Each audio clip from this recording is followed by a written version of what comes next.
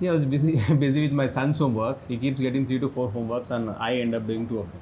Wow. Good. Can we start this homework, please? Oh, okay. All right. Sure. Keep your phone away. All right.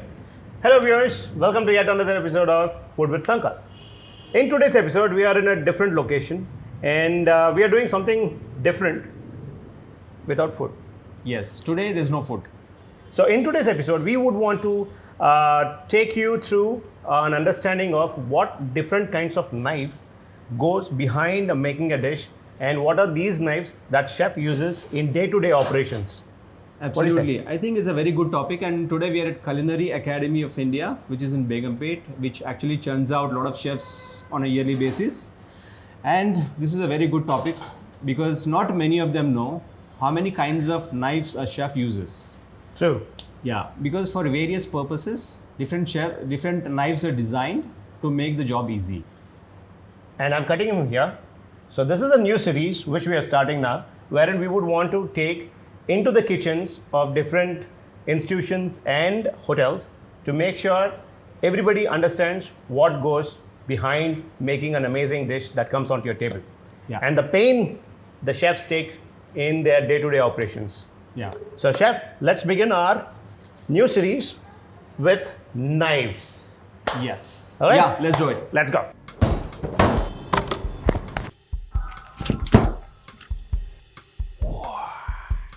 To begin with, let's start with this 10-inch knife. Yeah. So the knife that you see is called a chef's knife or a cook's knife. Okay? So this is any chef who's working in the kitchen. They generally have this with him, and it is used for various purposes. So it's a multi-utility knife. Yeah, there is one more utility knife, but this is called a chef's knife. Okay. Because it is very sturdy. It's got a little weight to it. Yeah. Brilliant. And there is one more that you can see there. Yeah. So the difference between these two knives is this is a 10-inch blade and this is an 8-inch blade. Okay. Yeah. So this is multi-purpose. Yeah. So when we study in the college, so they teach us about different parts of knife and all. So this is called a spine, this is called the blade, and this is called the handle. And the most important thing, this is called the heel. So when we chop or when we cut through, and when we put it down so that the knuckles do not touch the chopping board. Yeah. Oh. So chef, what is this knife? Yeah. This is a lean knife. Yeah, this is called a utility knife. After the chef's knife, this utility knife is most widely used. Oh, okay. Yeah, this is used for vegetables and any herbs, all basic small purposes. Yeah, see, if you see these two blades, the chef's knife and a utility knife, the chef's knife, the blade is a little wider, and this is like you have very thinner one. Oh, okay. Chef, what is this knife used for? Yeah, this is called a fish knife. So when you cut a fish, so you take off the skin, right? Right. So if you have a bigger blade, it's going to obstruct when you cut through the skin. Okay. When you cut along the skin. So when you have a thinner blade, so it is going to take you through Smoothly skin, it goes yeah. under the skin Yeah, like this. yeah. Oh, nice. So it is designed for that purpose. And what is this? These two knives, this one and the next one, these two are called boning knives. So when you want to separate meat from the bone, so that's why it's called it's got a very pointed edge. So you just cut off the yeah, bone. you scrape like the this. meat off through the bone, and it's for that purpose. And it's a very sturdy knife. Yeah, I could see it. It's Yeah. nice and heavy, and it's got thick metal. Yeah. Nice. So all these knives are basically stainless steel ones. So you can also use titanium or even ceramic knives are available in the market. Oh yeah, these days there are plenty. Yeah. Yeah, this is a big What do you think it is used for? butchery. Exactly. Yeah. So this is called a cleaver, and this is basically used by a butcher.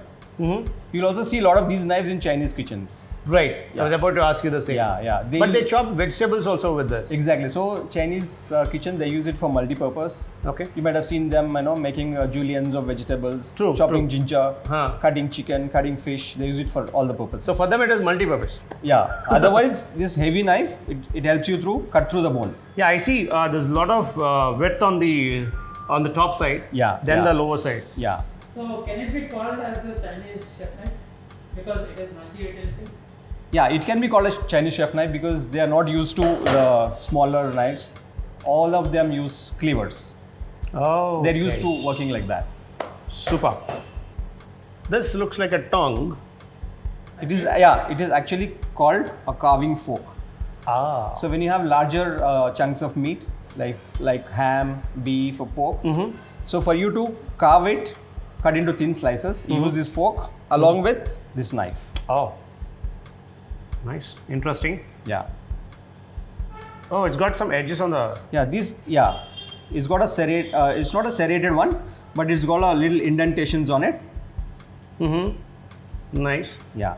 So you hold it with. you hold the meat with the fork and then slice it through. So the knives that we have seen so far cannot be used. Generally, are not used for cutting cake or a bread. Right. So they have different knives with the serrations that you see. Oh, right. So this is the for the bread. Yeah, and this is for the cake. Okay. Cake has got a different crumb with more fat in it. Yes. Yeah, so it's got a different serrations, smaller serrations. Okay. Oh yeah, we can see it. Yeah. The difference. This is very close, and this is a little wider. Yeah, wider. Oh, brilliant. Chef, I have one more question here. Okay. Are knives specifically made for left-handers and right-handers? It's a very, very important and very good question, Sankal, because not many of them know that left-handers and right-handers have got a different knives. Made Here for I them want to specifically. tell you one thing, Chef. I was once the only fool in the entire mall who was arguing with a salesperson that this knife is for the left-hander, not for the right-hander. And nobody was believing. Hey, what are you talking? They were saying, literally, I became the fool there. Yeah, that's what I'm saying. Not many of them know. Oh yeah. Even not many of the professionals. So I was right. Yeah, I am actually. So when you see a left-hander and a right-hander, Oh, I'm a okay. right-hander. Uh-huh. So if you see this knife, the sharpening is towards my left-hand side. Oh yeah. So if you're a left-hander, if you hold it with the left hand, Uh-huh. So it's going to be in the yeah, side. inside, yeah. So that's how the sharpenings are. So this is the difference between a right-hander knife and a left-hander knife. Yeah. Oh yeah. The sharpening is on this side for this, and for this it's on the inner side. Oh, brilliant. Brilliant.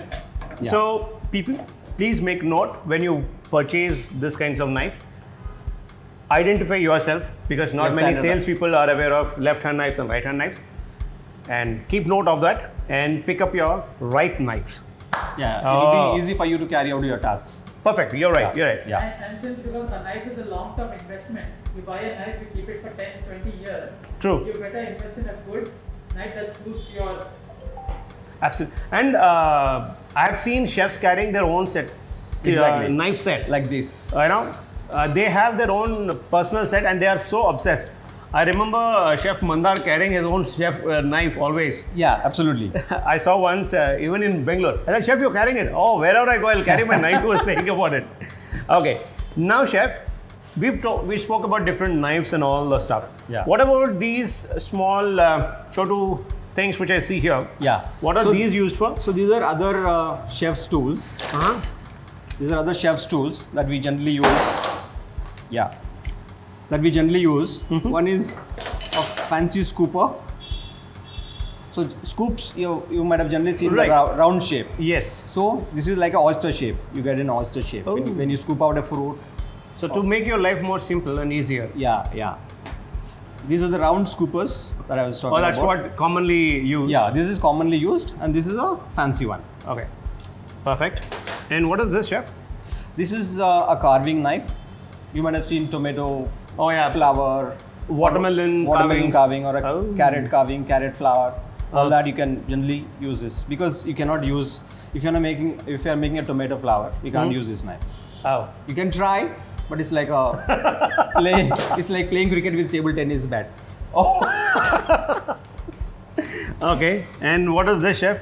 Yeah. So by the looks of it, when you want to cut through a pumpkin or a watermelon carving, so you run it through like this. So it's going to cut a V shape. Oh, okay. It's called a groover. All right. Yeah. Nice. And this is Common a peeler. common peeler that everyone uses. And this? This is whenever you want to take out skin of a sweet lime or an orange. So you roll it through. Okay, like a zest. Yeah. You want to take yeah, the zest. Yeah. Okay, there's I see a very fine zester also. Yeah. So when you wanna use lemon skin or orange skin, so for flavoring, so Okay. you just roll it through.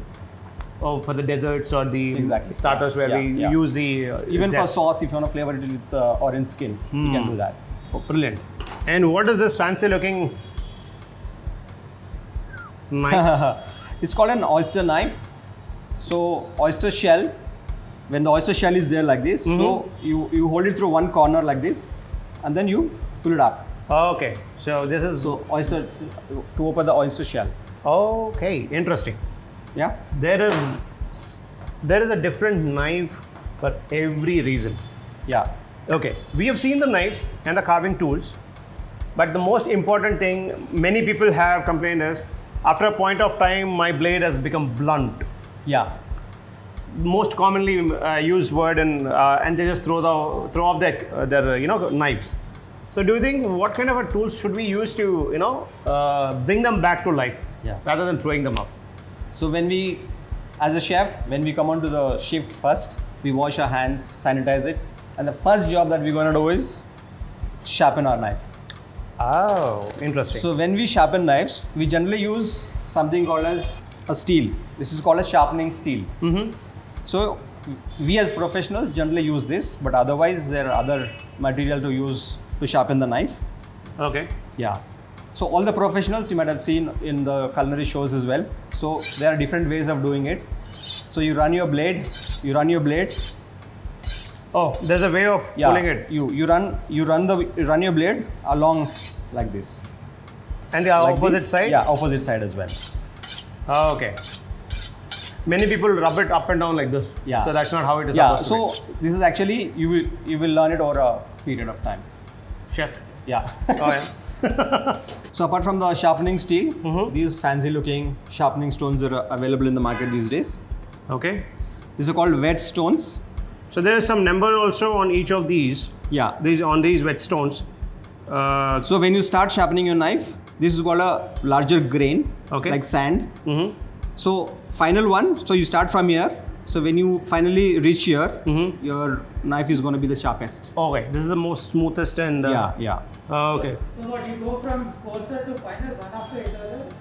Or See, generally you don't do that because when your knife is very blunt, you start from a very coarser one and you can directly go here. so for everyday sharpening, you can just slightly go to the finer. Yeah, final sharpening. Yeah. Okay. This is what usually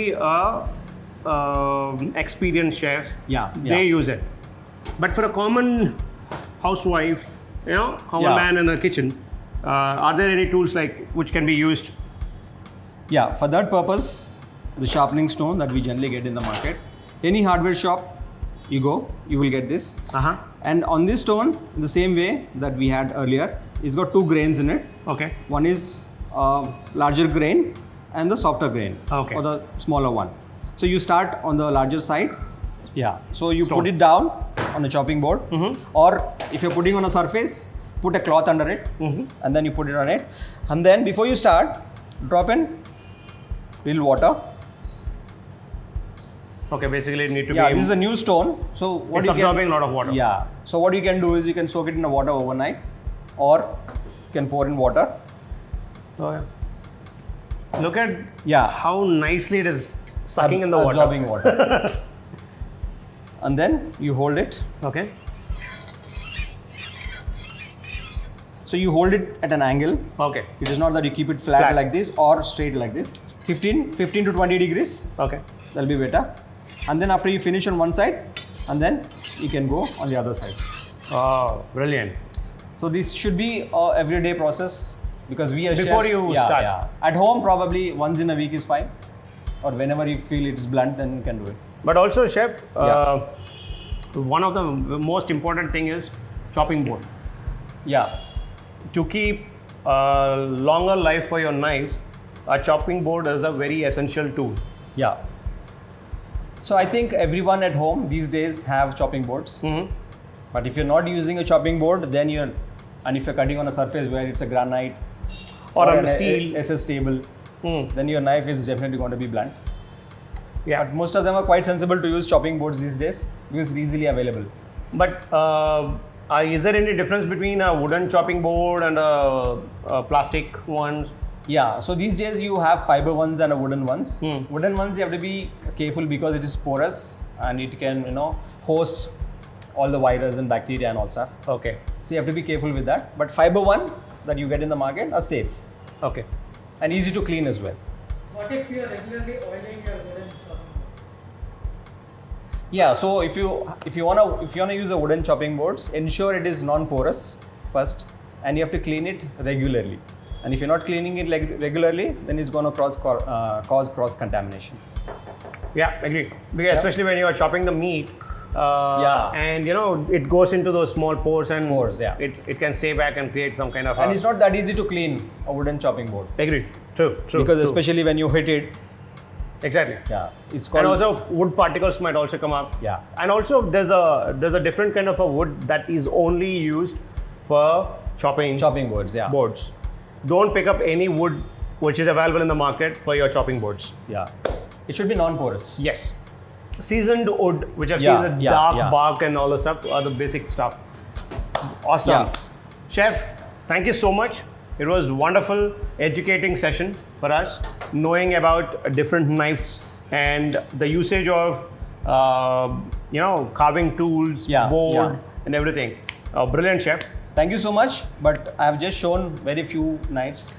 There are. We don't want to, Yeah. overload our audience with too many different kinds of knives. Okay. But these are the generic knives Yeah, which these are are used. basic knives that a chef uses.